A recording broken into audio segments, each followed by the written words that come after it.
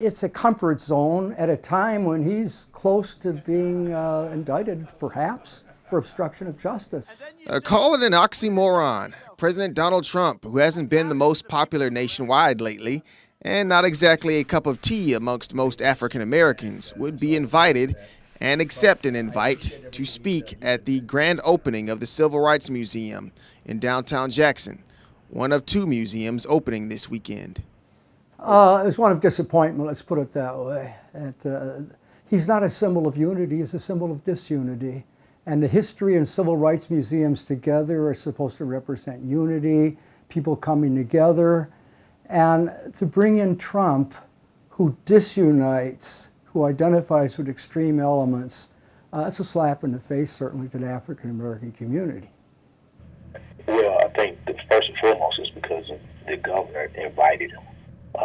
They seem to be BFFs now, and I guess this is one way to show their bromances for him to show up. But he is not welcome here. We are not looking forward to seeing him.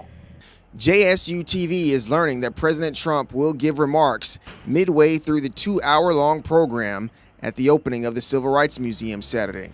Also opening is the Museum of Mississippi History.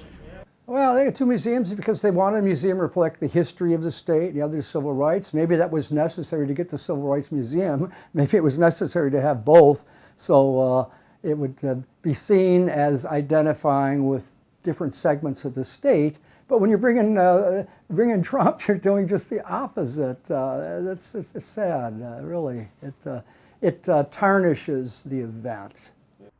Several silent protests are already taking place. Several Mississippi lawmakers are opting not to attend, and Mississippi activist and author Joyce Ladner is also reportedly skipping out. I think it's one of the reasons why he's coming is because you had a lot of conversation about the African American Museum in Jackson grand opening. You hear nothing of the quote unquote Mississippi Museum, even though they're one in the same building, so to speak. But it's more emphasis being put on the Mississippi Civil Rights Museum. We reached out to museum officials for comment, but didn't receive a call back before production on this story. Eric Walker, JSU-TV.